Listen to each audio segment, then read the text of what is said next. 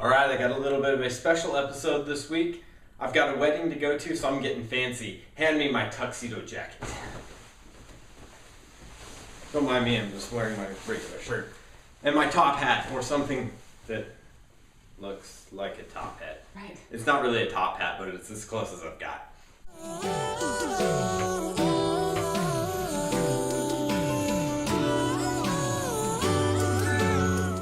Alright, we are going to get into how to write a wedding toast. We're going to break it into 3 different phases. Phase number 1 is brainstorming. Phase number 2 is writing. And phase number 3 is execution. When it comes to phase 1 of brainstorming, you want to begin with funny stories. You can start with funny stories about the groom. And when it comes to the groom, you really want to roast the person to some degree. For example, if you had a time where he was wearing a goofy helmet, you could talk about that. And then move on to the bride.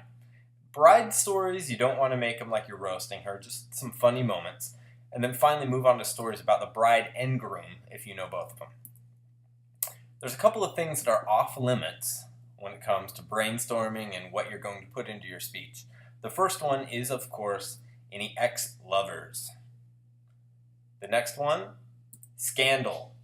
Now, if you know everybody who's attending the wedding, maybe it's all just friends, there's no parents, no grandparents, some of these scandalous parts might fall into play, but otherwise you should avoid talking about sex. Remember that time like 6 months ago we were in Amsterdam, we went to the red light district? Oh yeah, those were good times. Drugs, or times you were completely drunk, like maybe you were sitting in a bathtub full of beer cans, and anything else that might be considered rock and roll. Next, you want to move on to what you love about them. Again, start with the bride, talk about the groom, and then what you love about both of them as a couple. Maybe they're goofy all the time, maybe they do goofy things like these guys do. Next, move on to giving some kind of advice. If you're married, give advice about marriage. If not, give advice about life. And finally, if they want to have children, give advice about having children and raising them. And again, that's only if you know that they want kids. Finally, you need to do a little bit of research. You need to find out who paid for the wedding, because if you are the best man or the maid or matron of honor, you will need to thank them at some point in this. Next, we move on to phase 2, which is writing your speech or your toast. For the best man or groomsman, you want to thank whoever paid for the wedding. Next, introduce who you are and what your relationship to the groom is. Move into telling a funny story, aka roast the guy. Talk about just some goofy time you had with him.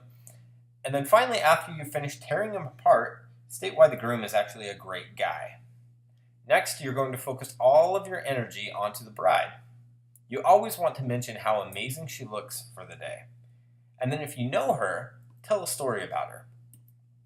Again, if you know her, the next thing you move into is just tell everybody why she's an amazing person, and if not, mention why you cannot wait to know her.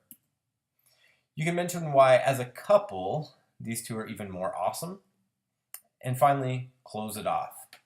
You can give a little bit more advice, and then you want to raise a glass and give a toast. If you are the maid of honor, matron of honor, or a bridesmaid, your speeches or your toast is usually a little bit different. You see, the bridesmaids usually give a sweet speech about the bride. They just want to talk about sweet and tender moments with them. But depending on the crowd, you could probably throw a few light punches in there. You don't want to roast her to the extent that the groomsmen roast the groom, but you can still throw a few punches. Just like a groomsman, you want to start off and tell everyone who you are. You want to tell a story about the bride. And again, this is about the bride, not you. I remember this one time when I went to go get my hair cut, and the guy that was cutting my hair, he was so hot. It was my luck to get the hottest guy in the salon to cut my hair. This isn't about you. Get off the stage. Get off the stage. You can be in the story, but don't be the focal point. Same thing for the guys. Don't be the focal point of it. You want it about the groom or the bride.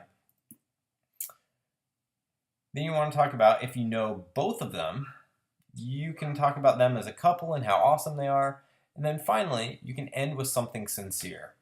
Something along the lines of advice, best wishes, and again, raise a glass and give a toast. Phase 2.5 is practice. You need to practice. Don't just go up there unrehearsed. You can practice in your car. You can practice while walking, just as long as you are practicing somewhere. Phase 3 is execution. First thing you need to do, take a big breath. It's not that scary to get in front of a crowd. Don't sweat it. I'm a little nervous. Don't be plastered. Let me tell you about this time. He said that one thing. Yeah, that thing. He was awesome. If you're on stage and plastered, you're going to say some interesting things that nobody is going to forget. You don't want to rush. And then finally, have fun. That's all I've got this week. I want to thank my beautiful wife, Kiri, for being in the video with me, for playing along. Did you have fun? Uh-huh. Are you going to be in more videos? No.